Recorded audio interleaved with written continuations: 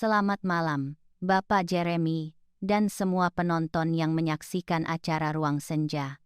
Sejujurnya, duduk di sini, menghirup udara damai ini, baru sekarang saya merasa masih hidup, masih seperti manusia normal. Sebab, tadi malam, tepat di depan gerbang besi rumah saya, ketika saya melihat pria yang tidur seranjang dengan saya selama 30 tahun. Dia berlutut di lantai yang basah kuyup. Rambutnya acak-acakan dan kotor berlumpur seperti pengemis, memohon agar saya membukakan gerbang. Saya pikir saya sedang berhalusinasi atau mengalami mimpi buruk yang mengerikan. Bapak tahu, saat itu hujan turun sangat deras. Hujan mengguyur kota Jakarta ini. Saya baru pulang dari latihan yoga, baru saja memakai jas hujan. Saya melihat bayangan gelap meringkuk di samping pilar gerbang. Awalnya saya sangat takut, mengira itu pecandu atau pencuri. Saya ingin memutar mobil dan memanggil petugas keamanan. Tapi kemudian bayangan gelap itu mengangkat wajahnya. Cahaya lampu jalan yang kekuningan menyinari wajah itu, memperlihatkan kerutan yang kusut, mata yang sayu dan tak bernyawa, dan mulut yang miring bergetar hebat karena kedinginan. Itu dia. Itu suami saya. Itu pria yang 2 tahun lalu masih terlihat gagah, masih memakai parfum mahal, memakai sepatu kulit mengkilap, dengan lantang menyatakan bahwa saya tidak pantas menjadi pembantunya. Namun, sekarang dia menatap saya dengan tatapan seperti anjing liar yang dipukuli, memohon dan mengemis. Dia merangkak dan memeluk kaki saya erat-erat. Bau apek dan asam dari pakaian yang sudah lama tidak dicuci, ditambah bau alkohol, bau lumpur menyengat, hampir membuat saya muntah. Dia menangis. Tangisannya tercekat di tenggorokan, terdengar sangat menyedihkan. Tapi Bapak Jeremy, hal yang paling membuat saya takut bukanlah kondisi dia yang hancur, melainkan reaksi dari diri saya sendiri. Seharusnya, dengan cinta pernikahan selama 30 tahun, dengan sifat wanita yang mudah terharu dan berbelas kasihan, saya harusnya menangis. Saya harusnya merasa sedih. Saya harus cepat-cepat membantunya berdiri, kemudian menuntunnya masuk, mandi, dan memberinya semangkuk nasi hangat. Itu yang seharusnya saya lakukan. Sebaliknya, saya berdiri mematung seperti patung batu. Hati saya tidak berdenyut sama sekali. Hati saya terasa dingin dan sangat tidak peduli. Saya menatapnya yang berlutut di kaki saya. Saya merasa seperti melihat orang asing. Bahkan, bukan hanya orang asing, seperti melihat tumpukan sampah. Seseorang secara tidak sengaja membuangnya di depan rumah saya. Saya menepis tangannya. Dengan dingin saya membuka kunci gerbang. Saya memasukkan mobil dan langsung menutup pintu tepat di depan wajahnya. Saya melangkah melewatinya tanpa meneteskan air mata sedikit pun. Saya membiarkannya berteriak dan memohon, diiringi suara hujan, petir, dan guntur yang menggelegar. Sepanjang malam saya tidak bisa tidur. Saya berbaring, mendengarkan suara hujan. Air menetes di atap seng, sementara hati saya kacau balau. Saya bertanya pada diri sendiri, apakah seorang wanita berusia 58 tahun seperti saya, yang berpuasa dan beribadah, pergi ke vihara setiap bulan purnama, bertindak seperti itu? Apakah saya terlalu kejam, Bapak? Apakah saya sudah berubah menjadi seorang penyihir yang berdarah dingin, tidak punya hati dan perasaan? Orang lain yang melihat pasti akan sangat mencela saya. Mereka akan bilang saya wanita jahat, melihat suami terpuruk dan gagal, tapi tidak mau menolongnya. Namun mereka tidak mengerti.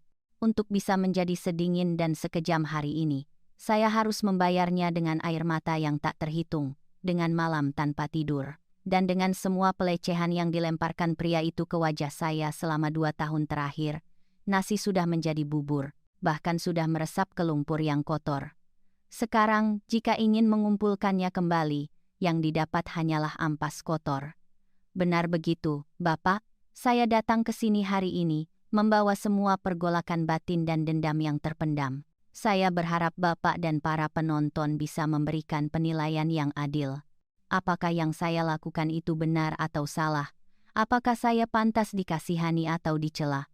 Sebelum kita memulai cerita hari ini, saya harap pendengar dapat menekan tombol subscribe agar membantu menyebarkan cerita ini kepada banyak orang yang memiliki situasi serupa. Dan jangan ragu meninggalkan komentar di bawah ini untuk berbagi nasihat tulus untuk tamu kita. Selamat datang Ibu Tan, terima kasih sudah meluangkan waktu untuk datang ke acara Ruang Senja. Terima kasih sudah berbagi kata-kata awal yang sangat jujur, juga sangat menyakitkan, penuh keraguan. Dari seorang wanita yang telah melalui terlalu banyak badai, saya duduk di sini mendengarkan cerita Ibu, mendengarkan suara Ibu yang sedih, bercampur, sedikit, gemetar. Saya juga merasa prihatin. Ibu Tan, minumlah sedikit air hangat agar suara Ibu lebih jernih, agar hati Ibu lebih tenang. Orang bilang, kita tidak boleh menyakiti orang yang kembali. Perkataan itu untuk mengajarkan tentang belas kasihan, tentang pengampunan. Tapi Bu, hidup ini penuh liku-liku. Teori adalah satu hal, sedangkan kenyataan adalah bekas luka yang terukir di hati. Ada orang yang pergi mengikuti kemewahan yang fana, menginjak-injak kehangatan keluarga, lalu ketika hancur, ketika sudah seperti mayat hidup, baru kembali. Saat itu rumah sudah tidak lagi menjadi rumah. Saat itu rumah hanyalah cangkang kosong, hanyalah 4 dinding dingin yang berisi kenangan menyakitkan. Ibu bertanya apakah ibu kejam melangkahi suami ibu seperti itu. Saya menatap lurus ke mata ibu. Saya tidak melihat kejahatan di mata itu, Bu. Yang saya lihat hanyalah kelelahan, ketidakberdayaan, dan rasa sakit yang sudah mati rasa. Itu hanyalah ketidakmampuan hati. Ketika seseorang terluka terlalu parah, melebihi batas toleransi hati, mekanisme pertahanan emosi akan membeku, sikap dingin Ibu. Sebenarnya itu bukanlah sifat asli Ibu, melainkan hasil dari proses yang sangat panjang. Ibu harus memaksakan diri untuk melawan pengkhianatan. Itu seperti luka yang sudah lama bernanah, sekarang sudah membusuk, dipotong, sakit, tapi dibiarkan akan membunuh seluruh tubuh. Ibu tidak bisa menangis, tidak bisa merasa kasihan. Itu karena air mata ibu sudah lama kering. Itu karena kepercayaan dan cinta di hati ibu sudah dibunuh olehnya sejak hari dia berbalik dan pergi. Ibu jangan menyiksa diri sendiri, menganggap diri ibu kejam atau tidak. Itu harus dinilai dari keseluruhan proses, dari sebab dan akibatnya. Tidak ada asap jika tidak ada api. Tidak ada yang menabur angin jika tidak akan menuai badai besar. Pria bernama Hung itu, suami ibu selama 30 tahun itu, pasti telah menyebabkan luka yang mengerikan bagi ibu. Sampai-sampai membuat seorang wanita yang lembut, yang berlatih yoga dan beribadah seperti ibu, harus menjadi sekeras batu seperti ini. Apa yang menyebabkan suami ibu menjadi seperti itu, Bu? Dari seorang yang gagah, memiliki rumah besar, istri dan anak yang baik, badai apa, atau lebih tepatnya pesona apa, yang merayu dia, membuat dia menghancurkan kebahagiaan sempurna di masa tuanya sendiri, hingga sekarang harus berlutut di tengah hujan seperti pengemis. Ibu, tenangkan diri, dan ceritakanlah semua kepada saya dan pendengar. Di sini, kami tidak akan menghakimi ibu. Kami mendengarkan ibu untuk memahami dan berbagi beban di hati ibu. Kisah badai itu, bagaimana mulainya, Ibu Tan? Iya, Bapak. Kisah itu dimulai tepat 2 tahun lalu, Bapak. 2 tahun. Kedengarannya singkat dibandingkan dengan seumur hidup manusia. Tapi bagi saya, rasanya panjang sekali. Seperti 2 abad penderitaan. Saat itu suami saya, Bapak Hung, berusia 62 tahun, baru pensiun beberapa bulan. Dia menghabiskan seluruh hidupnya bekerja sebagai pegawai negeri. Sikapnya serius dan rapi, pagi pergi bekerja, malam pulang, makan malam bersama istri dan anak-anak. Dia tidak pernah keluyuran ke kedai atau minum alkohol. Semua orang bilang saya beruntung punya suami yang ideal. Di masa tua, saya hanya perlu menikmati kebahagiaan dan bermain dengan cucu. Saya juga percaya begitu. Saya pikir hidup saya sudah sempurna. Tidak ada lagi yang saya inginkan. Namun, benar kata orang, hidup penuh dengan hal tak terduga. dan laut yang tenang seringkali menjadi pertanda badai besar. Ketika pensiun dan punya banyak waktu luang, Bapak Hung mulai berubah sikap Bapak. Dia bilang bosan di rumah, kakinya gatal. Jadi dia mendaftar di klub dansa yoga di taman dekat rumah. Katanya, untuk kesehatan dan untuk bersosialisasi dengan teman-teman. Awalnya saya mendukung dengan antusias. Saya bahkan secara pribadi membelikannya sepatu dansa yang bagus. Menyetrika pakaiannya setiap malam sebelum dia pergi latihan.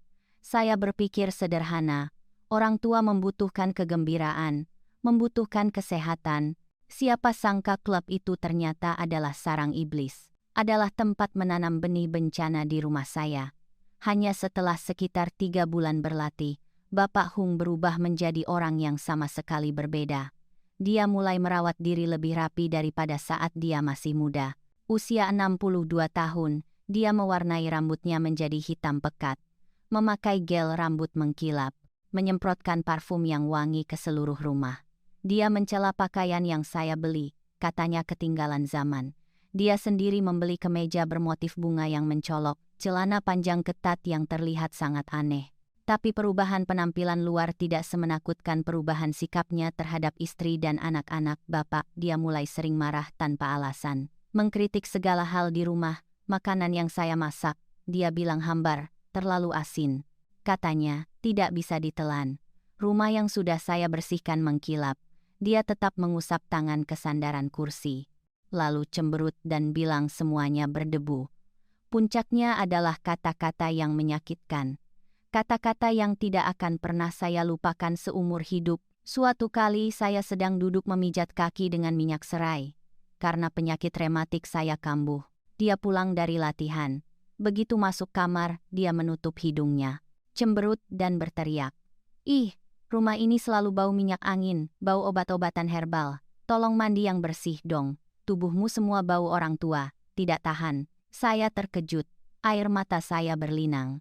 Saya berkata, Bapak, saya sudah tua. Penyakit di mana-mana. Tentu saja saya harus memakai minyak dan obat-obatan. Saya tidak ingin seperti ini. Dulu, ketika Bapak sakit, saya juga begadang memijat Bapak. Bapak tidak pernah bilang saya bau kan? Dia mencibir melontarkan kalimat dingin. Dulu beda, sekarang beda. Coba lihat dirimu di cermin. Rambut sudah beruban, kulit keriput. Seluruh tubuh bau penyakit. Melihatnya saja sudah hilang semua perasaan. Hidup denganmu seperti hidup dengan nenek tua. Hambar seperti air keruh. Aku sangat muak. Kalimat hambar seperti air keruh itu, seperti tamparan keras di wajah saya, membuat saya sangat sakit. Ternyata 30 tahun cinta suami istri. 30 tahun saya mengorbankan masa muda. Bekerja keras membesarkan anak. Merawat keluarga. Balasannya di matanya sekarang hanyalah kehambaran, hanyalah bau apek. Sungguh menyakitkan, Bu. Kata-kata itu lebih tajam dari pisau. Sangat melukai harga diri seorang wanita. Orang bilang lidah lebih tajam dari pisau. Terutama kata-kata yang keluar dari mulut orang yang tidur di samping kita selama puluhan tahun, daya hancurnya berlipat ganda. Di usia senja, seharusnya kita saling bersandar. Anak 100 tidak bisa menandingi istri mengurus suami. Namun dia malah membandingkan, mencela hukum alam penuaan, mencela istri yang sudah tua, mencela istri yang bau minyak angin. Sebenarnya itu hanya alasan, Bu. Alasan untuk menutupi perubahan yang lebih dalam. Semacam getaran cinta yang menyimpang di luar sana. Ketika jiwa seseorang sudah mengarah ke musim semi lain, yang lebih segar dan lebih cerah, maka istri yang setia di rumah tiba-tiba menjadi duri dalam mata, menjadi penghalang jalan, penampilan yang terlalu rapi, perbandingan yang timpang. Semua adalah sinyal peringatan merah bahwa sosok ketiga telah menyusup ke dalam pernikahan ini. Dan saya menduga penyebab dia mencela air keruh yang hambar itu pasti dari klub dansa yang menentukan itu. Benar, Bu? Di sana pasti bukan hanya ada dansa waltz atau cha-cha biasa, tapi juga ada dansa cinta. Ada kemabukan usia tua.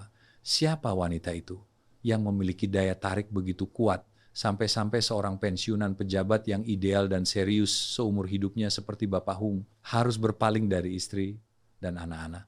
Mencela istrinya yang setia dengan kejam seperti itu, bagaimana ibu menemukan kebenaran itu dan bagaimana ibu menghadapinya di usia 58 tahun ini? Bapak benar, seperti seorang cenayang, Bapak Jeremy. Benar ada orang ketiga, seekor laba-laba jahat yang telah menjerat dan mencuri jiwa suami saya, namanya Vi.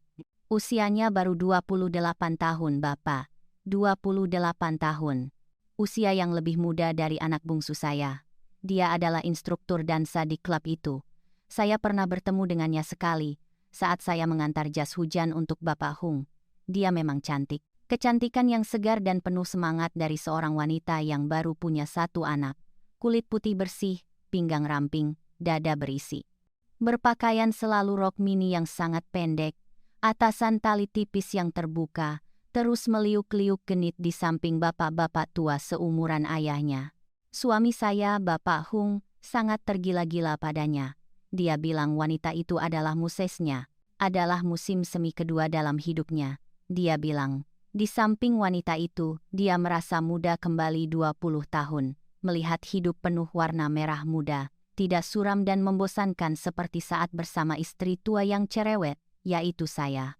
Saya menemukan hal ini ketika tidak sengaja membaca pesan di ponselnya. Pesan-pesan yang mesra dan basah, sampai membuat saya merinding. Mereka saling memanggil, istriku sayang, suamiku sayang, berjanji bertemu di hotel, pergi berlibur. Saya terkejut, saya membuat keributan. Saya memanggil anak-anak untuk rapat keluarga, untuk menasihati ayah mereka.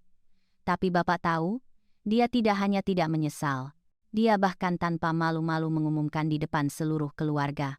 Saya mencintai Vi, itu adalah cinta sejati, adalah belahan jiwa saya, kalian jangan menghalangi.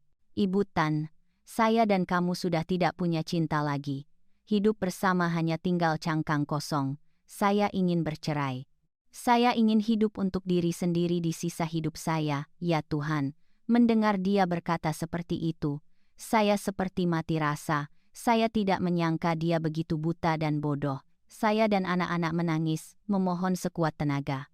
Putra sulung saya berlutut memeluk kaki ayahnya. Ayah sudah tua. Jangan lakukan ini. Orang akan menertawakan ayah. Wanita itu hanya memanfaatkan uang ayah. Bukan mencintai pria tua 60 tahun. Tapi dia menepisnya. Matanya memerah dengan urat darah yang penuh amarah. Diam, jangan coba-coba mengajari ayah. Dia mencintai saya karena diri saya, karena jiwa saya. Apa yang kalian tahu? Dan kemudian, hal yang paling mengerikan, yang paling kejam terjadi. Dia memberikan ultimatum kepada saya dan anak-anak, atau saya menandatangani surat cerai dengan damai. Dia akan memberikan sedikit uang, atau dia akan menjual rumah yang kami tinggali ini, membagi dua harta sesuai hukum, agar dia bisa mengambil modal untuk membangun keluarga baru dengan pacar mudanya. Rumah ini adalah hasil keringat dan air mata kami berdua. Kami kumpulkan seumur hidup untuk membangunnya. Adalah tempat pemujaan leluhur. Adalah tempat kembali bagi anak cucu. Namun, demi seorang wanita asing, dia tega meminta menjualnya, meminta menghancurkan altar leluhur untuk mengejar panggilan hawa nafsu. Pada hari dia membawa koper pergi, dia juga melakukan satu hal yang sampai sekarang, jika saya ingat lagi, darah di tubuh saya masih mendidih karena dendam. Dia menyewa truk 3,5 ton, dengan terang-terangan menyuruh orang masuk, mengangkut semua perabotan di rumah, mulai dari set kursi kayu jati langka, peninggalan mertua, sampai TV, kulkas, mesin cuci, bahkan beberapa kipas angin, dan set panci mahal. Dia juga mengangkut semuanya. Dia bilang, barang-barang ini dibeli dengan uang saya. Saya bawa untuk melengkapi rumah baru saya dengan Vi. Kamu tinggal di sini urus dirimu sendiri. Dia meninggalkan saya hanya dengan rumah kosong, 4 dinding yang telanjang, dan setumpuk hutang hidup. Saya berdiri, menatap truk itu melaju, membawa serta seluruh masa lalu, seluruh harta benda, dan suami yang tidak setia. Saya ambruk di halaman, menangis tanpa suara. Rumah yang luas tiba-tiba menjadi dingin seperti kuburan. Angin berdesir melalui celah pintu. seperti tawa sinis nasib, ditujukan kepada wanita yang ditinggalkan di usia senja. Benar-benar kejam sampai akhir, Bu. Orang bilang kalau cinta sudah hilang, masih ada kasih sayang. Ini malah dia tinggalkan semuanya. Tidak ada sedikit pun rasa kemanusiaan. Tindakan menyapu bersih harta benda, membawa pergi bahkan benda-benda suci, seperti set kursi peninggalan leluhur, itu menunjukkan bahwa kebutaannya sudah mencapai puncaknya. Dia tidak hanya mengkhianati istri dan anak-anak, tapi juga mengkhianati kehormatan keluarga, mengkhianati asal-usulnya sendiri untuk mengejar bayangan hawa nafsu. Dia dibutakan oleh sihir gadis muda itu. Dia menganggap istri dan anak-anaknya sebagai musuh, menganggap harta keluarga sebagai rampasan perang untuk dipersembahkan kepada kekasihnya. Ibu Tan, saya mengerti perasaan ibu yang terasing, merasa sendiri saat itu.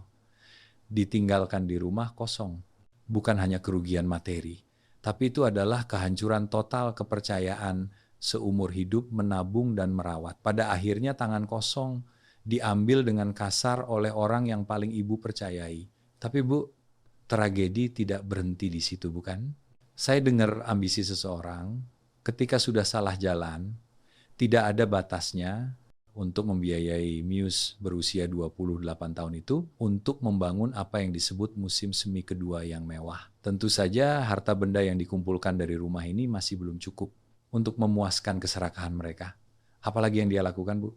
Pintu keluar mana lagi yang dipaksakan kepada ibu untuk melayani perjudian terakhir dalam hidupnya. Saya dengar desas-desus tentang sebidang tanah warisan di kampung dan proyek miliaran rupiah yang dia gambar-gambarkan. Tolong ceritakan sisanya kepada saya dan pendengar tentang pukulan penutup yang menentukan itu. Ya, Bapak Jeremy benar. Keserakahan manusia memang tidak ada habisnya, Bapak. Apalagi ketika didukung oleh kebutaan cinta. Setelah menyapu bersih perabotan di rumah, dia dan wanita itu menyewa sebuah apartemen mewah di kawasan Jakarta Selatan untuk hidup bersama seperti pasangan baru. Tapi uang sebanyak apapun lama-lama akan habis. Kebiasaan menghabiskan uang seperti air dari pacar muda itu, berapapun tidak akan pernah cukup. Dia menuntut membeli tas branded, menuntut pergi berlibur ke Eropa, menuntut mengganti mobil mewah. Suami saya, Bapak Hung, ingin menunjukkan kelasnya sebagai crazy rich di depan wanita cantik. Jadi dia memanjakannya habis-habisan. Hanya beberapa bulan, uang yang dia miliki mulai menipis. Dan saat inilah rubah mulai menunjukkan ekornya. Wanita itu menggambar kue besar yang indah untuk menjebak dia. Suatu hari Bapak Hung kembali ke rumah. Begitu melihatnya saya pikir dia sudah bertobat.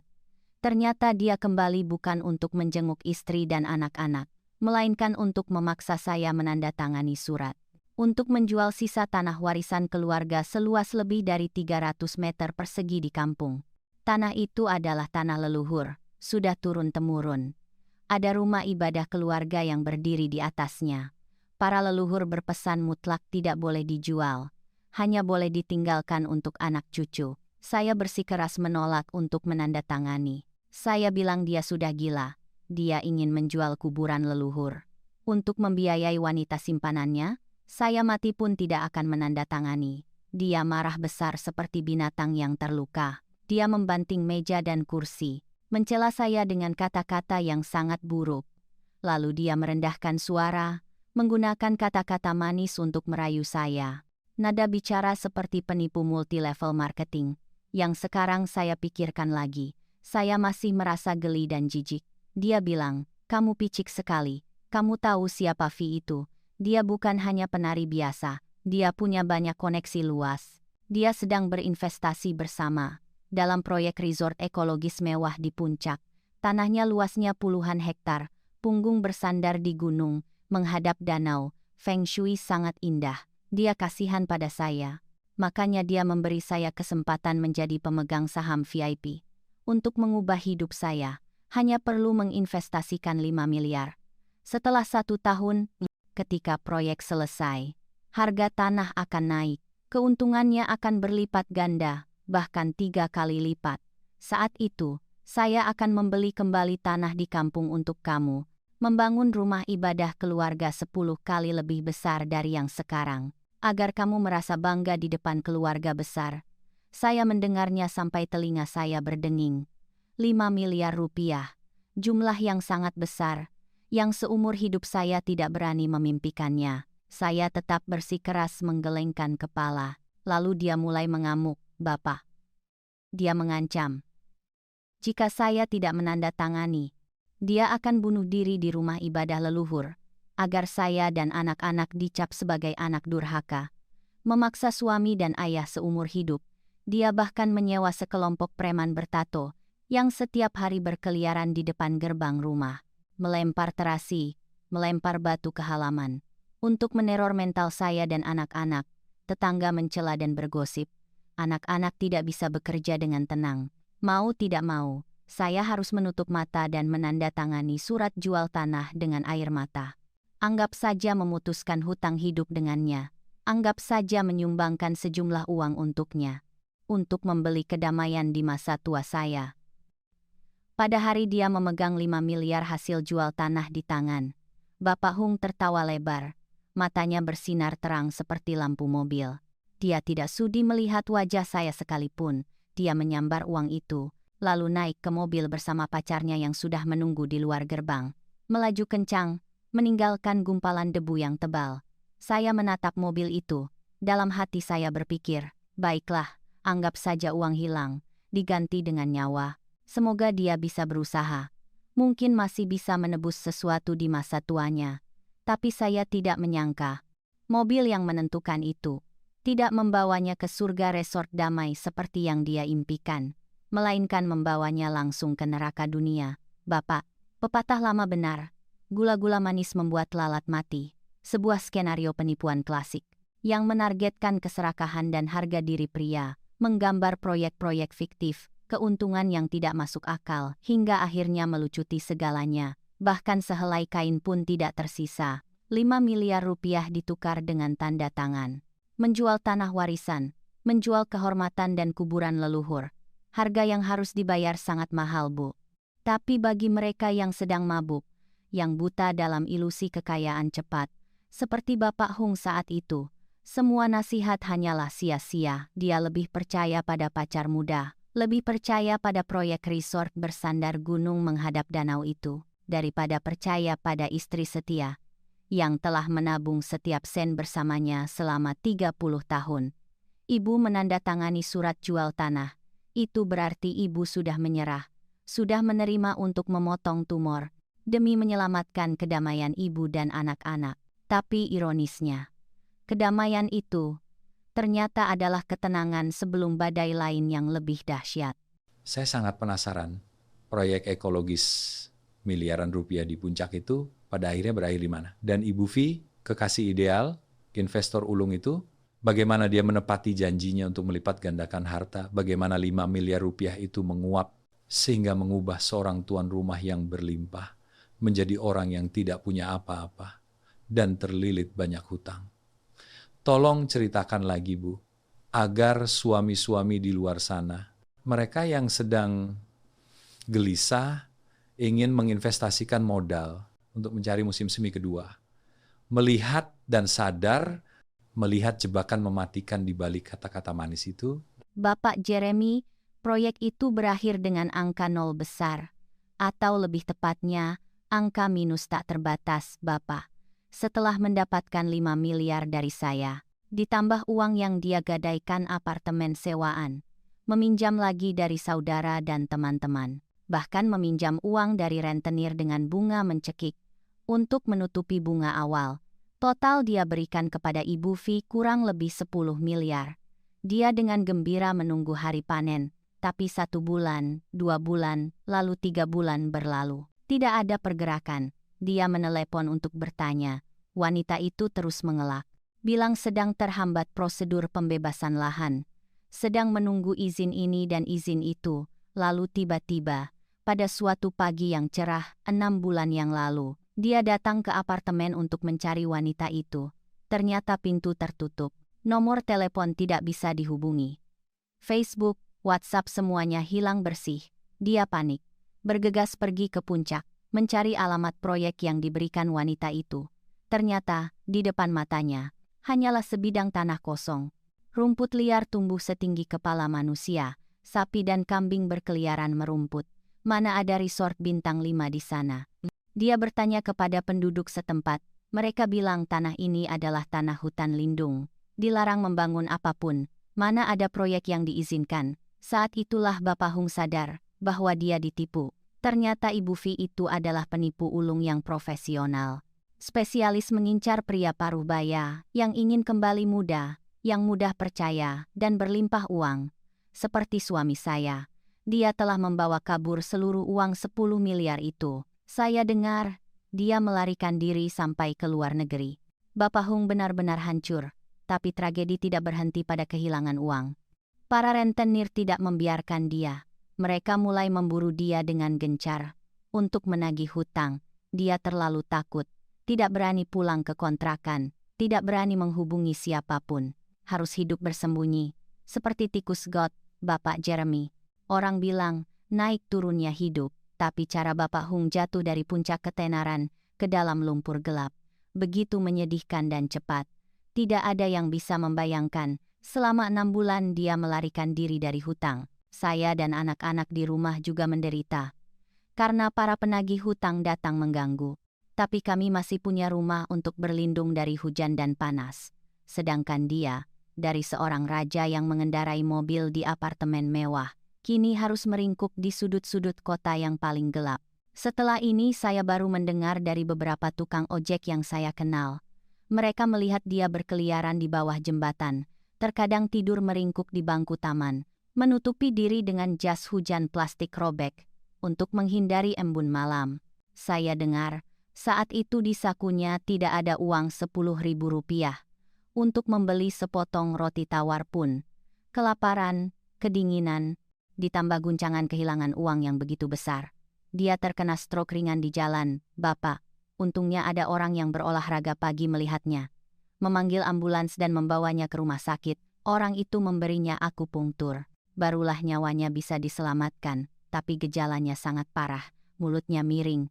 Bicaranya tidak jelas, kaki kirinya pincang, tangan kirinya gemetar, tidak bisa memegang benda berat ketika sadar di rumah sakit.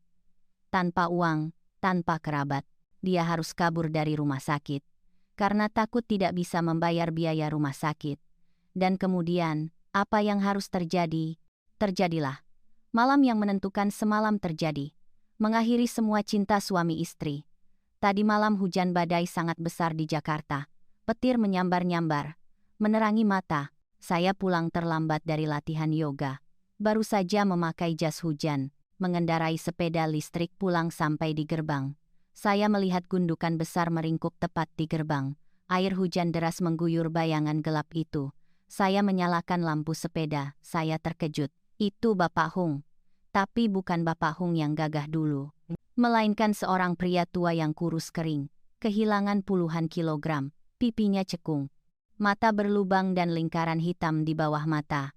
Rambutnya memutih, kotor berlumpur dan air hujan membasahi wajahnya. Dia memakai kaos oblong robek, memperlihatkan punggung kurusnya. Tulang rusuknya terlihat, celana panjangnya tidak rata. Kaki memakai sandal jepit bolong, yang sudah tipis solnya, dan tali sandalnya putus satu sisi. Ketika melihat saya, dia buru-buru merangkak berdiri. Tapi karena kakinya sakit, dia jatuh tersungkur ke genangan air hujan yang keruh. Dia mencoba merangkak, kedua tangan memeluk kaki saya erat-erat. Wajahnya ditenggelamkan ke celana plastik basah saya dan menangis. Bau apek menyengat, itu adalah bau asam dari keringat yang sudah lama tidak mandi. Bau pesing dari air seni yang membasahi celana, dan juga bau amis dari lumpur selokan. Saya bersumpah, bau itu menghantui saya sampai sekarang. Itu membuat saya mual. Dan juga membuat saya merinding ketakutan, sebuah gambaran yang terlalu tragis dan menghantui dari seorang pria yang dulunya wangi parfum, mencela istrinya bau minyak angin, kini membawa semua rasa pahit dunia. Bau kelaparan, bau penyakit, dan bau penyesalan yang terlambat. Karmanya, dua kata itu terdengar abstrak, tapi ketika muncul di depan mata, sungguh kejam. Dia telah menukar segalanya, keluarga, kehormatan, harta, untuk mengejar yang cantik, yang wangi, yang baru. Pada akhirnya dia menerima kehancuran, bau apek, dan kesendirian sampai ke tulang. Tentu saja pada saat dia memeluk kaki ibu di tengah hujan dan angin itu, naluri bertahan hidup dan sedikit hati nurani yang tersisa pasti bangkit dengan kuat dalam dirinya. Dia bukan lagi suami yang sombong dan angkuh seperti dulu, melainkan hanya seorang manusia yang berada di dasar jurang, sedang memohon pelampung penyelamat. Percakapan antara dua orang itu, satu orang berdiri di atas melihat ke bawah, kering dan tenang. Satu orang berlutut di tanah, basah kuyup dan menyedihkan. Bagaimana itu terjadi, Bu? Apa yang dia katakan untuk menggerakkan belas kasihan ibu, dan mengapa ibu bisa membuat keputusan yang dingin dan tegas seperti itu? Dia mengangkat mata yang keruh menatap saya. Air hujan dan air mata bercampur, mengalir deras di wajah yang keriput dan miring. Dia tergagap, suaranya yang sumbang dan terputus-putus, karena kedinginan, dan karena stroke.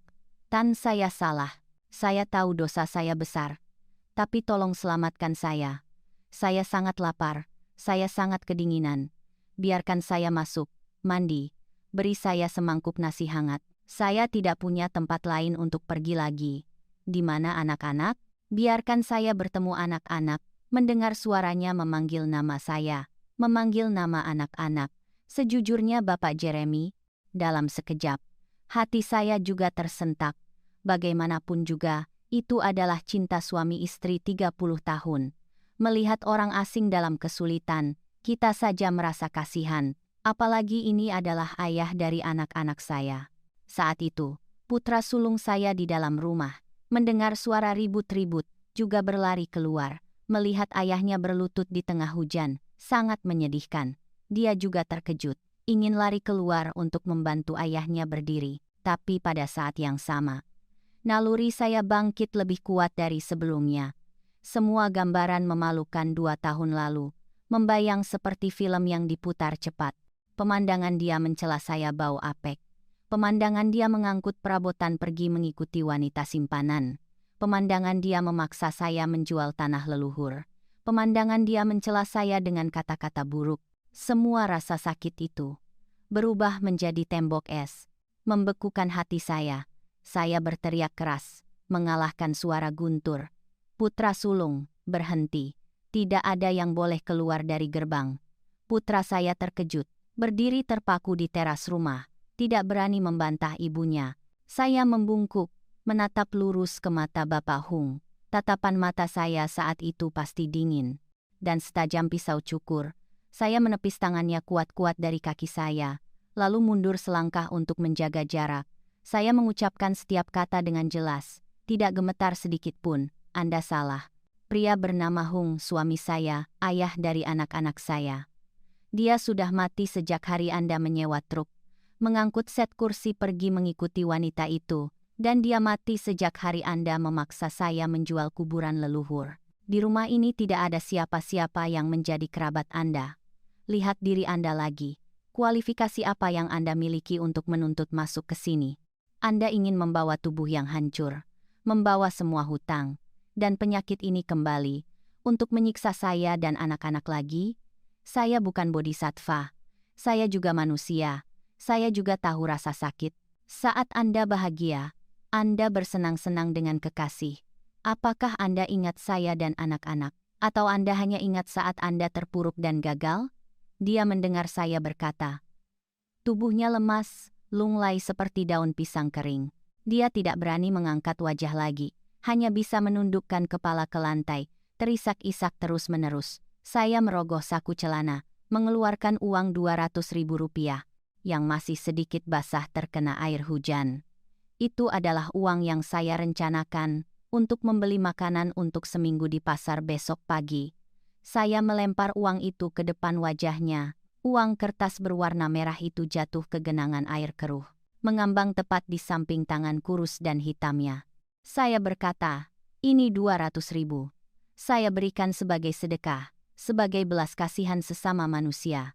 Ambil ini. Beli semangkuk mie panas, lalu naik ojek, atau pergi kemanapun Anda mau. Jangan pernah kembali ke rumah ini lagi. Takdir kita sudah benar-benar berakhir. Sebuah tindakan tegas, sebuah pernyataan yang tajam, seperti memotong besi.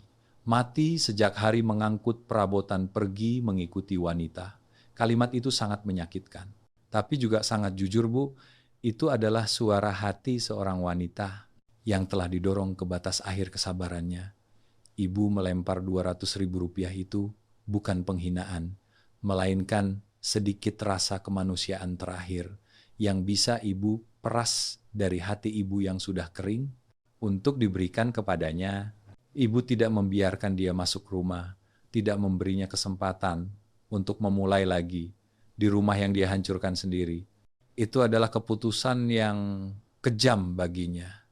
Namun itu adalah belas kasihan bagi diri ibu sendiri dan anak-anak, karena jika gerbang itu terbuka, jika dia masuk, bukan hanya seorang suami yang kembali, tapi seluruh masa lalu yang gelap, seluruh beban hutang, dan konsekuensi psikologis yang mengerikan akan menyerbu masuk bersamanya, menenggelamkan sedikit kedamaian yang baru saja ibu dan anak-anak bangun kembali.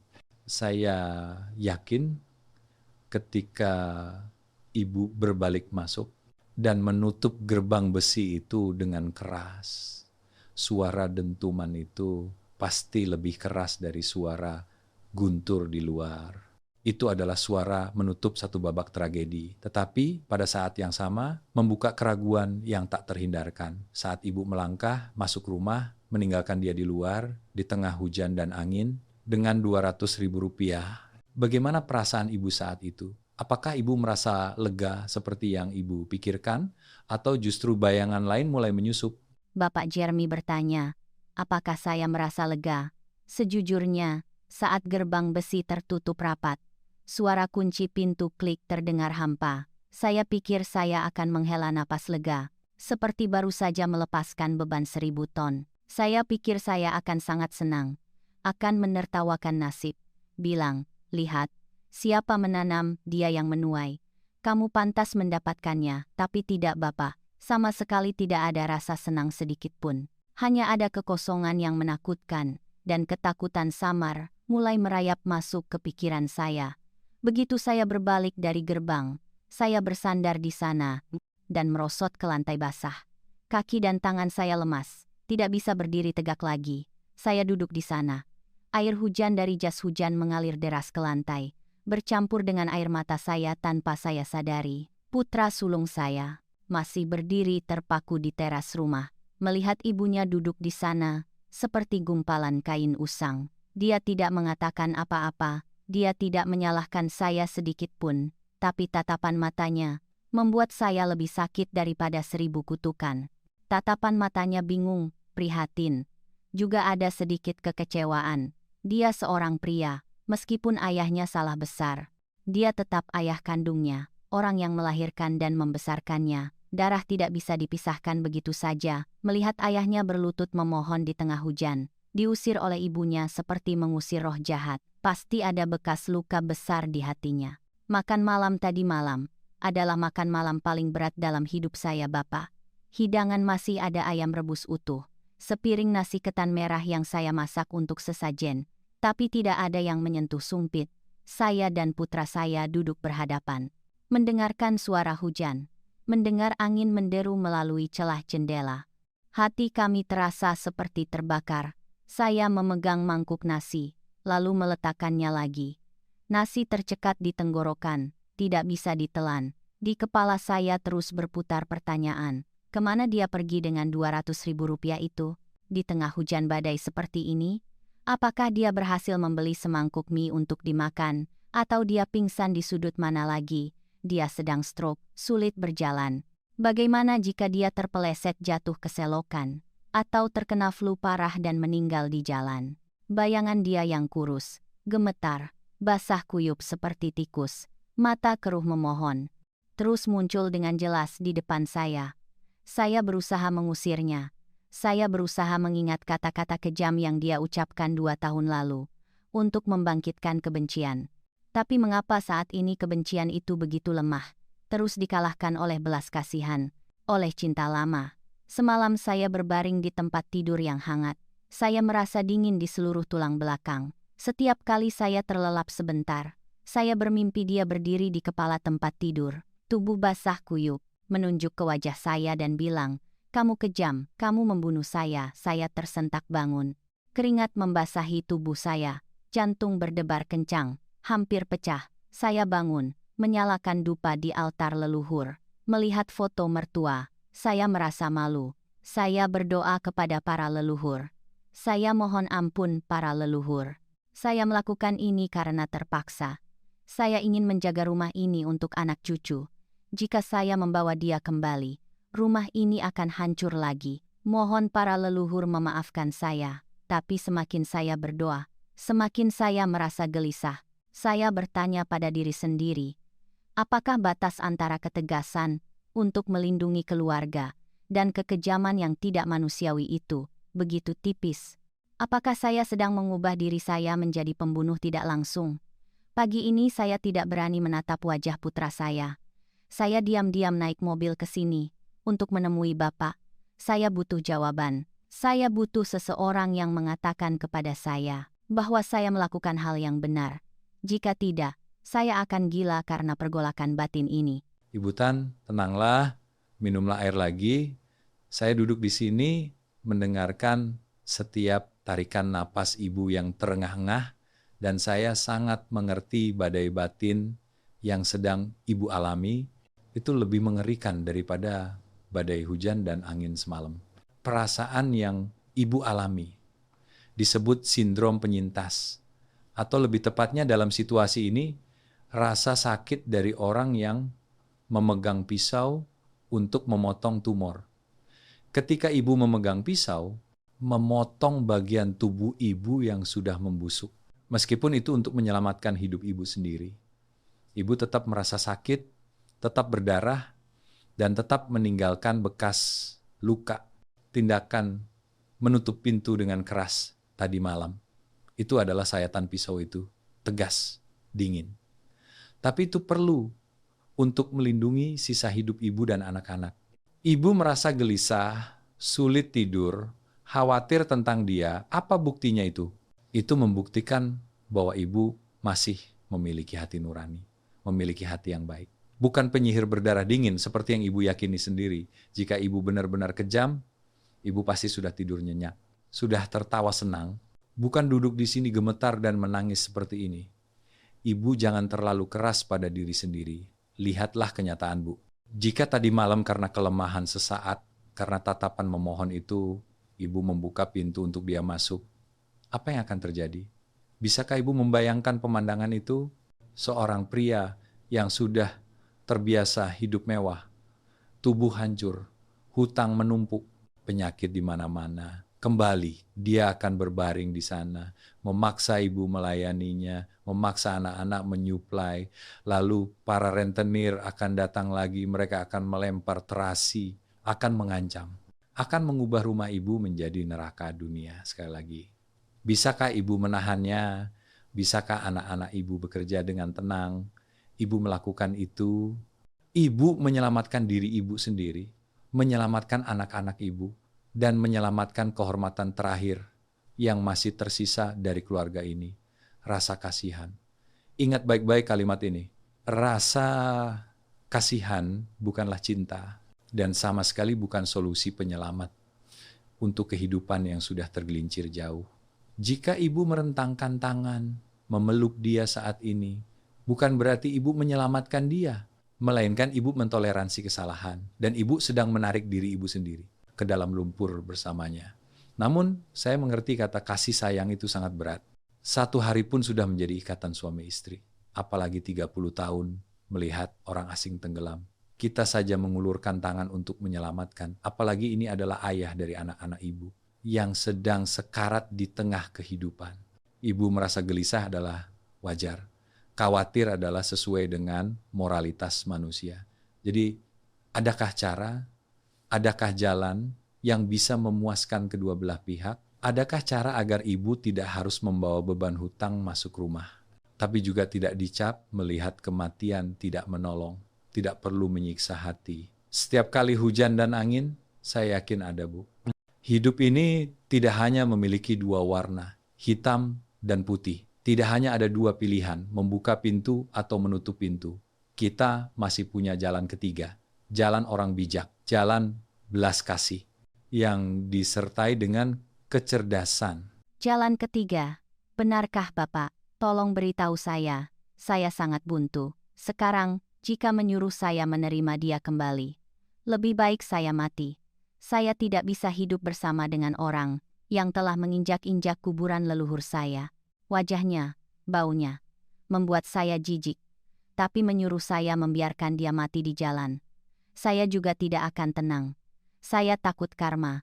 Saya takut nanti di akhirat tidak bisa melihat wajah leluhur. Bapak bilang, apa yang harus saya lakukan sekarang? Saya siap mendengarkan Bapak. Saya percaya Bapak. Jika Ibu percaya pada saya, dengarkan analisis saya dengan cermat di bagian ini. Ibu tidak menerima dia kembali adalah benar. Mutlak pertahankan pendirian itu. Mangkuk yang sudah pecah, meskipun direkatkan dengan lem, tetap akan bocor. Tetap akan ada retakan tajam yang melukai tangan orang yang memegangnya. Tapi Ibu bisa bertindak sesuai dengan kasih sayang terakhir. Dia adalah ayah dari anak-anak Ibu. Hubungan darah itu tidak bisa disangkal. Ibu harus pulang, berunding jujur dengan putra-putra Ibu. Katakan kepada mereka, Ibu tidak bisa hidup bersama ayah mereka lagi. Luka di hati Ibu terlalu besar, tapi Ibu tidak melarang anak-anak untuk memenuhi kewajiban bakti. Solusinya apa? Daripada membawanya masuk rumah, Ibu dan anak-anak sisihkan sejumlah uang kecil. Sewa untuk dia kamar kontrakan sederhana di tempat lain, agak jauh dari rumah Ibu juga tidak apa-apa, kamarnya hanya perlu bersih, tertutup, ada tempat tidur, kompor gas mini sudah cukup. Setiap bulan, Ibu dan anak-anak memberikan dia sedikit beras, garam, dan sejumlah uang untuk biaya hidup minimum. Cukup agar dia tidak kelaparan. Ada obat-obatan untuk mengobati penyakit. Sesekali anak-anak bisa datang menjenguk, memberi ayah mereka sekotak susu, sebungkus kue, begitu. Maka kasih sayang sudah terpenuhi. Ibu sekaligus menjamin ruang hidup yang aman, yang tenang untuk diri Ibu sendiri. Tidak harus melihat wajah suami yang tidak setia setiap hari, agar tidak menimbulkan dendam. Pada saat yang sama, Ibu juga menyelamatkan dia dari keadaan tidur di jalan, memberi dia jalan hidup untuk bertobat di akhir hayatnya. Itu disebut menolong kesulitan mendesak, bukan menolong kemiskinan. Menyelamatkan nyawa manusia, bukan menoleransi kebiasaan buruk. Bagaimana menurut Ibu solusi itu? Apakah itu masuk akal? Apakah dengan melakukan itu Ibu akan merasa lebih lega? Ya Tuhan, Bapak Jeremy, mengapa saya begitu buta? Ya, mengapa pikiran saya begitu gelap, berputar-putar dalam lingkaran dendam, dan tidak bisa memikirkan moralitas sederhana itu? Benar kata orang. Orang dalam keadaan bingung, orang luar melihat dengan jelas. Setelah mendengarkan analisis Bapak, mata saya langsung terbuka lebar Bapak. Solusi yang Bapak katakan, jalan ketiga itu, benar-benar pelampung penyelamat bagi hati nurani saya saat ini. Menyewakan dia kamar kontrakan, menyediakan beras dan garam agar dia tidak mati kelaparan, tapi mutlak tidak membawanya pulang untuk hidup bersama. Benar, mengapa saya tidak memikirkannya lebih awal? Dengan melakukan itu, saya sekaligus menjaga kewajiban bakti anak-anak dan menjaga kehormatan saya sendiri, tapi tidak harus menanggung rasa jijik ketika harus berhadapan dengan suami yang tidak setia setiap hari. Bapak benar, menolong kesulitan mendesak, bukan menolong kemiskinan, menyelamatkan nyawa manusia, bukan menoleransi kebiasaan buruk. Saya sudah bisa membayangkan Bapak, begitu saya keluar dari studio ini nanti. Hal pertama yang akan saya lakukan, saya akan pulang, memanggil putra sulung dan putra bungsu saya. Saya akan menyuruh mereka segera mencari kamar kontrakan sederhana di daerah yang agak jauh, bisa di pinggiran kota, asalkan bersih, tertutup. Saya akan menyisihkan uang pensiun saya, ditambah uang kontribusi anak-anak, membelikan dia tempat tidur single, selimut hangat, kompor gas mini, dan beberapa kilogram beras. sebotol kecap asin. Saya akan menyuruh anak-anak menjemput ayah mereka untuk tinggal di sana. Saya akan menjelaskan pendirian saya. Saya hanya membantu ayah mereka sampai di situ saja. Sisanya, dia harus mengurus diri sendiri, mencuci pakaian, memasak, bertobat atas perbuatannya. Makanan yang saya masak, saya tidak akan pernah menawarkan dia makan lagi. Tapi beras yang saya beli untuk dia, saya bersedia. Rumah saya tidak akan membiarkan dia masuk lagi. Tapi uang sewa rumah yang saya bayar untuk dia, saya ikhlas. Jelas seperti itu. Adil seperti itu. Saya merasa hati saya langsung lega, Bapak. Rasa bersalah, ketakutan akan bayangan dia yang berdiri di kepala tempat tidur semalam. Semuanya hilang entah kemana. Saya tidak merasa diri saya jahat lagi, melainkan saya merasa diri saya bertindak sesuai dengan etika. Sebagai orang yang berbudaya, memiliki harga diri. Bapak Jeremy, Bapak memang semakin tua semakin bijak. Nasihat Bapak sangat masuk akal. Itu berhasil membuka ikatan di hati saya, yang selama ini saya coba buka tapi tidak berhasil. Sekarang saya yakin, saya bisa tidur nyenyak. Saya yakin para leluhur di atas sana juga akan mengangguk setuju dengan cara penyelesaian saya ini. Daripada membiarkan dia terlantar di jalan, lalu meninggal di jalan, itu benar-benar akan menjadi aib seumur hidup. Ibu Tan mendengar suara ibu lebih ceria, melihat mata ibu tidak lagi muram. Saya sudah sangat senang, ibu telah menemukan kunci untuk membuka pintu penjara pikiran yang selama ini ibu kunci diri di dalamnya.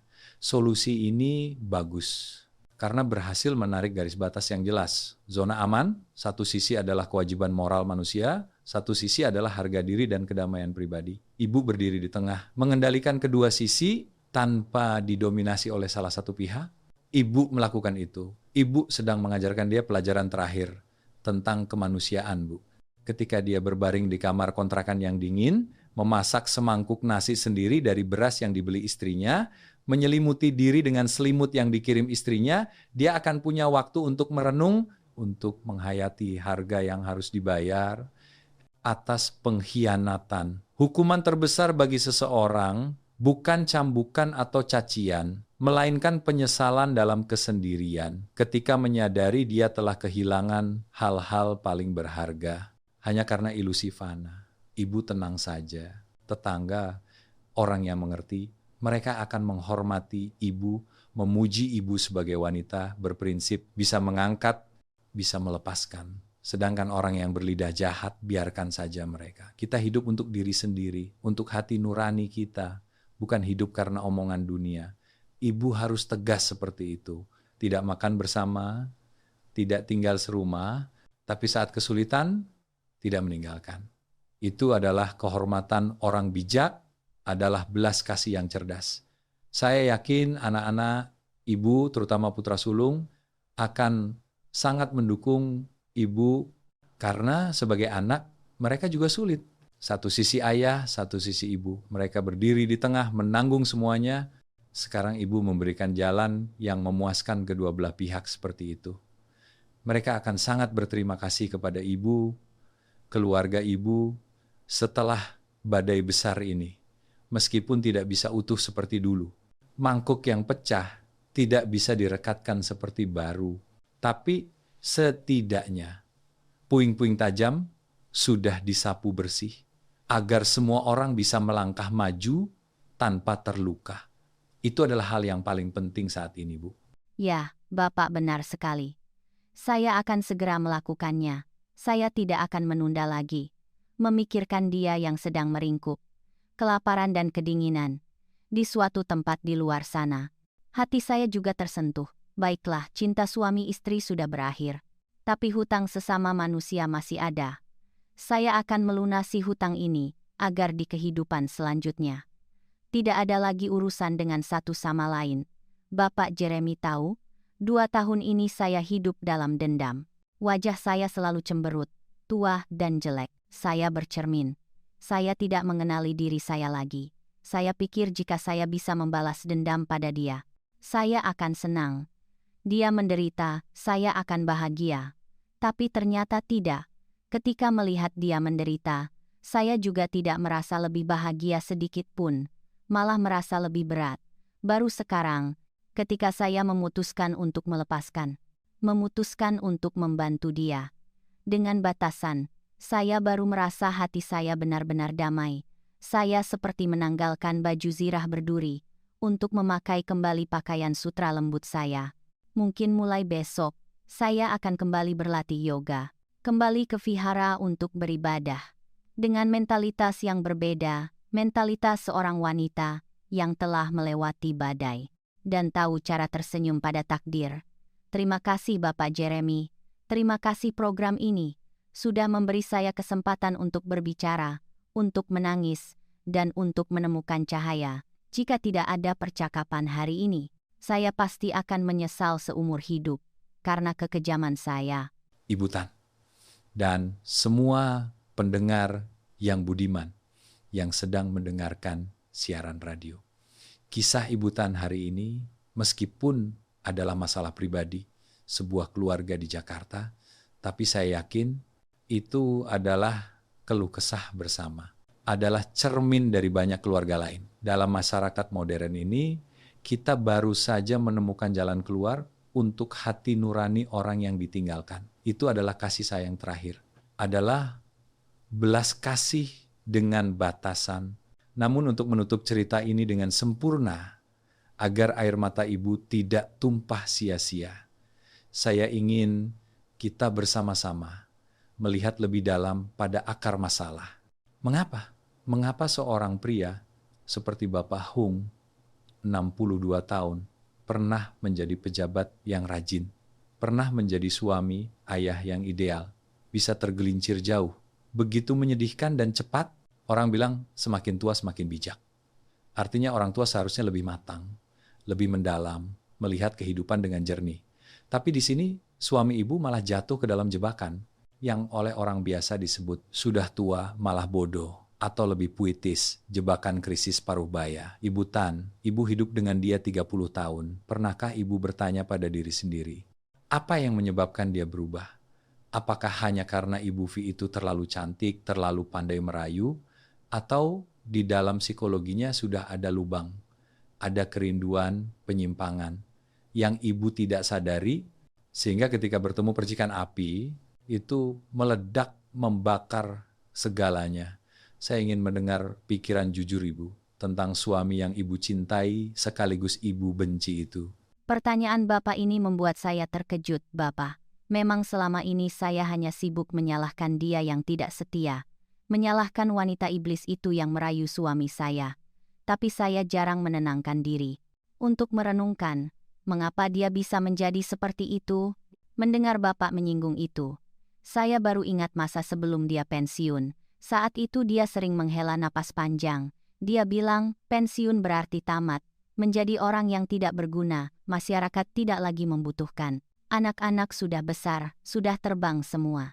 Di rumah hanya berkutat, dengan istri tua yang hanya tahu memasak, belanja. Dia merasa hidupnya hambar, tidak berarti. Mungkin perasaan takut dilupakan, takut masa tua datang, ditambah kerinduan untuk membuktikan diri, bahwa dia masih gagah, masih menarik, mendorong dia mencari sensasi baru. Dia pergi berlatih dansa. Bukan hanya untuk kesehatan, Bapak, tapi untuk mencari kembali aura masa mudanya. Di klub itu, suara musik yang bergetar, cahaya redup, kata-kata sanjungan manis dari gadis-gadis muda seumuran anak cucu, membuat dia mabuk. Ibu Vi itu, dia menguasai psikologi Bapak Hung. Dia tidak memuji dia baik hati atau lembut, tapi dia selalu memuji dia jantan, gagah, elegan, berkelas. Kata-kata itu, seperti narkotika, disuntikan langsung ke ego pria yang sedang layu, membuat dia mabuk, mengira dirinya benar-benar seorang raja. Dia pulang ke rumah, melihat saya yang berpakaian sederhana, berbicara apa adanya, hanya peduli tentang hari ini makan apa, hujan atau tidak. Dia merasa bosan. Dia membandingkan saya dengan pacar muda yang stylish, yang tahu cara memanjakan perasaannya. Saya pikir dia selingkuh tidak sepenuhnya karena seks, melainkan karena ilusi untuk dihormati, untuk dibelai harga dirinya sebagai pria. Dia ingin membuktikan kepada seluruh dunia bahwa saya sudah tua, tapi belum lumpuh. Saya masih bisa punya pacar muda. Saya masih bisa berbisnis besar. Harga diri yang palsu itulah yang membunuh dia, Bapak. Analisis ibu sangat tajam, benar-benar orang yang berpengalaman melihat masalah dengan jernih. Itu memang tragedi dari banyak pria di usia senja saat ini, Bu. Sindrom krisis paruh baya itu sangat berbahaya. Ketika pria yang seumur hidup mengabdi pada karier, pada keluarga, saat pensiun, mereka tiba-tiba merasa hampa, mereka takut penuaan, takut kesendirian, dan mereka merindukan untuk menarik kembali masa muda. Dengan segala cara, dan gadis-gadis seperti V, para pemburu cinta profesional, mereka sangat mengerti hal ini. Mereka tidak menjual cinta, mereka menjual ilusi tentang awet muda dan kekuasaan kepada bapak-bapak tua yang berlimpah uang, tapi kurang kasih sayang.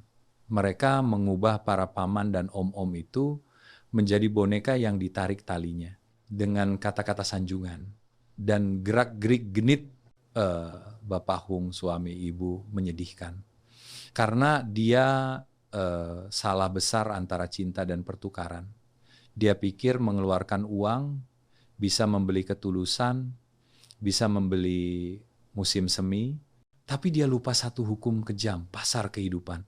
Apapun yang bisa dibeli dengan uang, pasti ada tanggal kedaluarsa. Dan ketika uang habis, cinta pun lenyap bersama angin. 5 miliar rupiah jual tanah warisan. 10 miliar rupiah dibakar dalam proyek fiktif. Itu bukan investasi, melainkan biaya kebodohan yang harus dia bayar untuk pelajaran tentang keserakahan dan ketamakan. Bu, yang paling menyakitkan bagi saya bukan kehilangan uang. Uang hilang, bisa dicari lagi. Atau jika tidak bisa dicari lagi, hidup sederhana pun bisa dijalani. Yang paling menyakitkan adalah dia telah kehilangan kehormatannya. Menjual tanah leluhur, memarahi istri, mencaci anak, meninggalkan keluarga. Dosa-dosa itu sangat berat. Sekarang dia harus menanggung karmanya. Akibatnya adalah penyakit, kesendirian, dan kehinaan dari orang lain. Itu adalah hukum sebab akibat yang berlaku saat ini. Tidak perlu menunggu kehidupan selanjutnya. Namun, melalui cerita ibu, saya juga ingin menyampaikan pesan kepada para istri, para wanita yang memiliki suami di usia ini. Sebuah nasihat tulus. Terkadang kita terlalu sibuk mengurus perut suami, mengurus pakaian hangat anak-anak, sampai lupa merawat semangat hidup pasangan kita. Kekosongan, pengulangan dalam kehidupan pernikahan terkadang menjadi lahan subur bagi benih-benih perselingkuhan untuk tumbuh.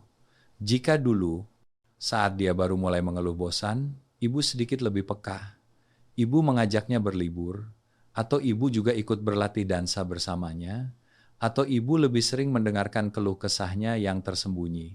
Daripada hanya mengomel soal uang dan makanan, mungkin saja tragedi tidak akan terjadi, atau sudah bisa dicegah sejak awal. Tentu saja saya mengatakan ini bukan untuk menyalahkan ibu, yang salah sepenuhnya adalah dia. Tapi itu adalah pelajaran, agar kita semua bisa mengambil hikmah untuk menjaga api rumah tangga kita sebelum terlambat.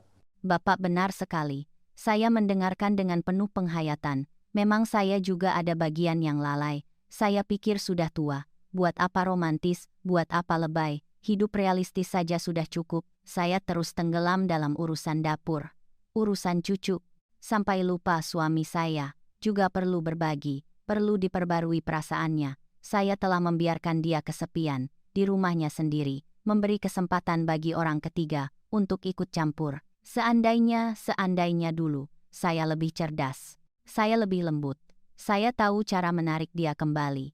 Dari hari-hari awal dia tersesat, keadaan tidak akan separah ini. Tapi Bapak, nasi sudah menjadi bubur. Papan sudah dipaku di perahu. Sekarang menyesal pun tidak menyelesaikan apa-apa. Yang penting adalah bagaimana saya harus terus hidup dengan damai. Saya ingin bertanya satu hal lagi kepada Bapak. Hal ini masih mengganjal di hati saya. Apakah ketika saya menyewakan dia rumah sendiri, Saya harus sering datang menjenguk atau menyerahkan semuanya kepada anak-anak. Saya takut. Saya takut melihat dia dalam keadaan menyedihkan. Hati saya akan kembali lemah, kembali terharu, lalu terjerat lagi. Lalu dia akan semakin menjadi-jadi, mengganggu kehidupan saya. Sifatnya, saya sudah tahu, diberi hati, minta jantung. Melihat saya kasihan, dia pasti akan menempel erat, tidak akan melepaskan. Sebuah pertanyaan yang sangat realistis dan cerdas. Kekhawatiran ibu jauh ke depan adalah benar. Karena cinta lama itu mudah kembali, apalagi ketika rasa kasihan seorang wanita begitu luas seperti lautan, ibu takut dia akan semakin menjadi-jadi. Itu sangat beralasan. Bagi orang yang pernah mengkhianati, pernah menginjak-injak kasih sayang, seperti Bapak Hum, penyesalan terkadang hanya sesaat. Saat sedang terpuruk dan gagal saja, sifat dasar manusia sulit berubah. Oleh karena itu, nasihat saya untuk ibu pada tahap ini adalah menjaga jarak aman mutlak. Ibu sudah menyerahkan urusan sewa rumah dan penyediaan kebutuhan kepada anak-anak. Biarkan anak-anak memenuhi kewajiban mereka. Ibu adalah istrinya, tapi secara hukum atau dalam kenyataan emosional, ibu dan dia sudah dianggap berpisah. Cinta sudah putus, kasih sayang sudah berakhir. Secara suami istri, ibu tidak perlu. Dan sebaiknya jangan langsung datang menjenguk, mencuci pakaian, atau memasak untuk dia di kontrakan. Biarkan citra ibu di matanya adalah kehormatan. Jarak yang tidak bisa disentuh lagi. Hal itu akan membuat dia menghormati dan lebih menghargai bantuan ibu. Jika ibu langsung datang merawatnya, dia akan kembali memiliki mentalitas ketergantungan, menganggap itu sebagai tanggung jawab yang ibu wajib lakukan, lalu dia akan menuntut lagi, akan mengomel seperti dulu. Biarkan perhatian ibu tersembunyi di balik anak-anak. Ibu membeli obat, membeli baju, berikan kepada anak-anak untuk dibawa. Katakan itu dari anak-anak untuk ayah. Dengan begitu, dia menerima bantuan sekaligus merasa gelisah karena tidak tahu apa yang dipikirkan istrinya, bagaimana sikapnya, keheningan dan ketidakhadiran ibu adalah hukuman, juga pagar pelindung terbaik untuk ibu saat ini. Sesekali pada acara-acara peringatan penting, ibu bisa mengizinkan anak-anak, membawa dia pulang, menyalakan dupa untuk leluhur, makan bersama, lalu mengantarnya kembali ke kontrakan. Hanya itu saja. Jaga etika tapi jangan terikat emosi. Bisakah ibu melakukannya? Mendengar Bapak berkata, jaga etika, tapi jangan terikat emosi. Saya sangat setuju. Sulit memang, sulit sekali, karena wanita itu mudah luluh hatinya. Tapi saya akan berusaha. Saya harus bersikap tegas, Bapak. Saya sudah terlalu lemah. Sudah terlalu menderita setengah hidup saya. Sekarang saatnya saya harus hidup bermartabat. Harus memiliki wibawa saya. Saya akan melakukan persis seperti yang Bapak katakan. Saya akan berdiri di belakang anak-anak, mendukung secara finansial. Tapi mutlak tidak akan muncul. Tidak membiarkan dia melihat wajah saya. Tidak membiarkan dia punya kesempatan untuk menuntut kasih sayang saya lagi. Anggap saja saya adalah teman lama, seorang tetangga baik, yang membantu dia melewati masa sulit. Bapak Jeremy, hari ini saya datang ke sini. Saya tidak hanya melepaskan beban, tapi saya juga belajar banyak moralitas hidup. Saya merasa diri saya tumbuh dewasa, meskipun sudah di usia menjelang 60 tahun. Saya berharap kisah saya akan menjadi lonceng peringatan bagi suami-suami yang sedang berniat menyimpang, dan juga pelajaran bagi istri-istri yang terlalu baik seperti saya. Kebahagiaan keluarga rapuh seperti kristal, merawatnya sulit, tapi memecahkannya mudah sekali, dan ketika sudah pecah, puing-puingnya akan melukai tangan, menyakitkan sampai ke hati. Ya, Ibu Tan, pohon ingin tenang tapi angin tidak berhenti, tapi yang penting adalah apakah akarnya mencengkeram dalam di tanah atau tidak. Jika akar itu adalah kasih sayang, adalah moralitas, adalah pemahaman, maka badai apapun pasti akan berlalu. Sedangkan jika akar itu sudah dimakan rayap oleh keserakahan dan hawa nafsu, maka hanya perlu angin sepoi-sepoi, sudah tumbang. Bapak Hung suami ibu sudah memotong akarnya sendiri. Sekarang dia harus menanggung keadaan pohon kering. Adalah hal yang wajar. Ibu sudah melakukan yang terbaik. Hati nurani ibu sudah bisa tidur nyenyak.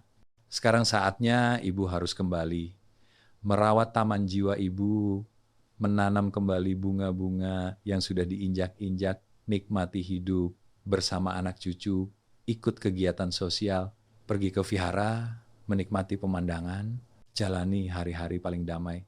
Jangan biarkan bayangan masa lalu menghantui ibu. 1 menit pun lagi, hidup ini singkat. Berbalik sebentar, masa hidup sudah habis. Gunakan sisa tahun-tahun ini untuk mencintai diri ibu sendiri, ya, Bu.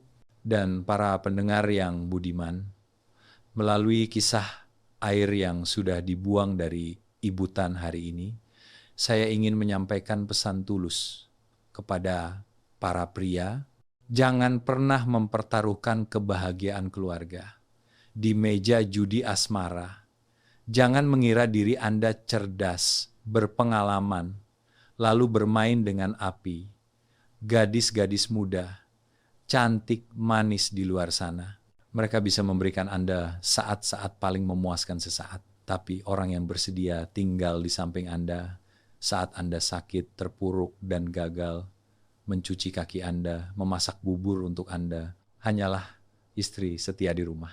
Jangan sampai Anda baru menyadari nilai dari 2 kata keluarga saat Anda kehilangan. Berlutut di tengah hujan dingin, saat itu sudah terlambat. Bapak Jeremy, tadi ngobrol dengan Bapak. Saya terlalu asik menceritakan isi hati, sampai tidak memperhatikan. Sepertinya hujan di luar sudah benar-benar berhenti ya. Suasana hening sekali. Tidak ada lagi suara petir yang menggelegar menakutkan seperti tadi.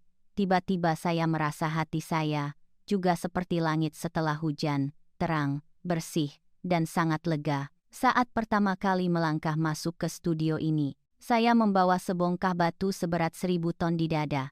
Saya sulit bernapas, pikiran saya berputar-putar. Dengan pergolakan batin, rasa bersalah, saya terus mengira diri saya adalah pendosa. Adalah wanita paling jahat di dunia ini. Tapi sekarang, berkat analisis Bapak yang masuk akal, bongkahan batu itu sudah hilang entah kemana. Saya merasa seperti terlahir kembali. Sekali lagi Bapak, saya sudah menemukan jalan saya, jalan ketenangan diri. Ya, saya akan menyuruh putra sulung menyewa kamar kontrakan untuk dia. Saya akan melakukannya segera besok. Terima kasih Bapak Jeremy, sudah membantu saya melepaskan beban ini. Terima kasih sudah menjadi jurumudi, melindungi jiwa-jiwa yang tersesat seperti saya, untuk menemukan kembali pelabuhan yang damai. Para pendengar dan teman-teman sekalian, Ibu Tan, kita sudah tersenyum. Senyum itu, meskipun masih tersisa sedikit kelelahan dari jejak waktu, tapi itu adalah senyum pencerahan, senyum melepaskan ikatan. Ibu Tan, hujan di langit pasti berhenti, badai kehidupan pasti reda, yang penting adalah setelah hujan itu, apakah kita punya cukup keberanian untuk membersihkan puing-puing dan menanam kembali tunas hijau atau tidak? Ibu sudah melakukannya.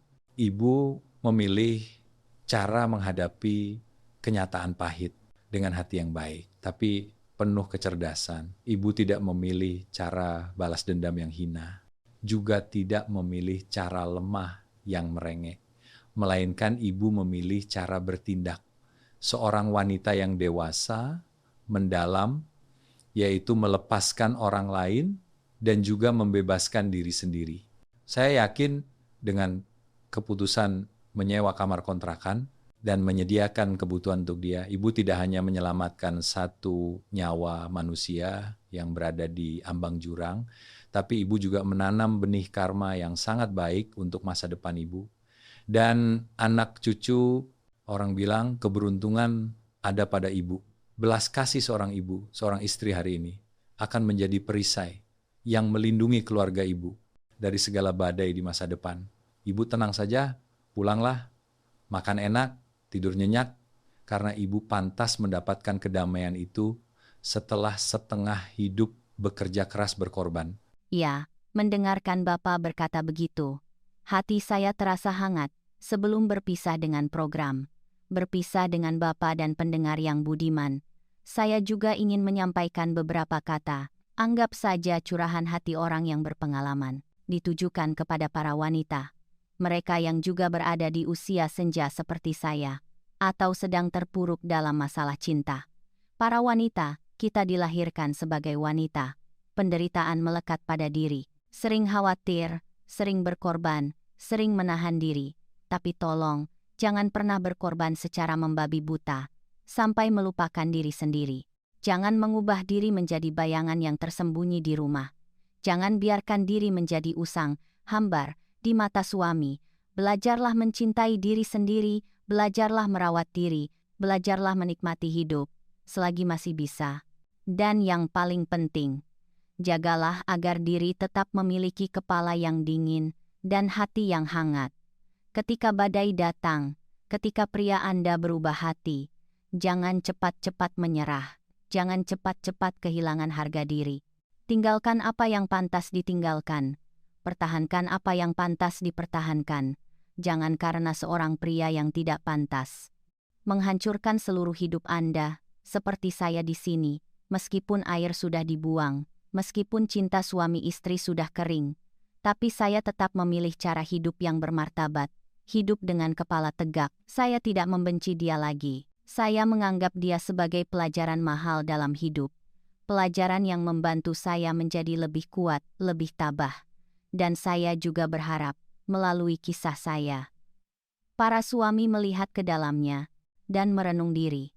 Jangan karena saat-saat senang sesaat. Jangan karena ego harga diri yang palsu menghancurkan kehangatan keluarga.